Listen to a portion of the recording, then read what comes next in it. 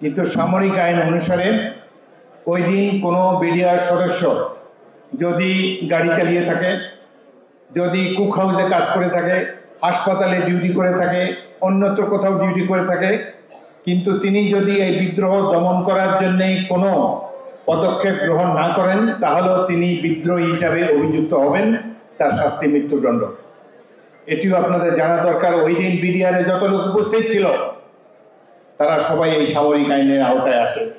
বিডিআরে তখন সদস্য সংখ্যা ছিল ৫,০০০, কিন্তু সেনাবাহিনী যখন প্রবেশ করে তখন সেখানে তারা পেয়েছে মাত্র ২০০ জনকে। কোটি মানুষের আস্থার ভালোবাসায় ১১ বারের মতো দেশের ১ নম্বর রেফ্রিজারেটর ব্র্যান্ড ওয়ালটন। বাকি ৪,৮০০ লোক কোথায় গেল? তারা শাস্তি এড়াবার জন্য পলায়ন করেছে।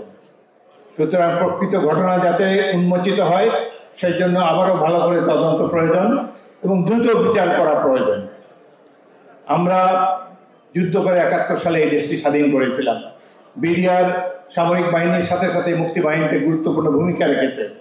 যেদিন রাজনীতিবিদরা ব্যর্থ ছিলেন সেদিন আমাদের নেতা জিয়াউর রহমান ১৯৭১ সালে ২৬শে মার্চ চট্টগ্রাম থেকে স্বাধীনতার ঘোষণা দেন এবং মুক্তিবাহিনী গড়ে তোলেন। ৯ মাস যুদ্ধের পর আমরা স্বাধীনতা অর্জন করি। বিডিআরও তৎকালীন ইপিআর এই যুদ্ধে সাহসিকতার সাথে অংশগ্রহণ করেছিল। এই বিডিআরের মনোবল, সেনাবাহিনীর মনোবল ভেঙে দেওয়ার জন্যেই এই ধরনের ষড়যন্ত্র করা হয়েছে। দেশে দুর্বল সরকার থাকলে কি হয় সেটি এখন আমরা মর্মে মর্মে উপলব্ধি করতে পারছি। দেশে আইন শৃঙ্খলা পরিস্থিতি ঘোরতর অবনতি হয়েছে, দ্রব্যমূল্য সকল সাধারণ মানুষের ক্রয় সীমার বাইরে। কারণ কি? একটি দুর্বল অনির্বাচিত সরকার জনগণের উপরে চেপে বসে আছে।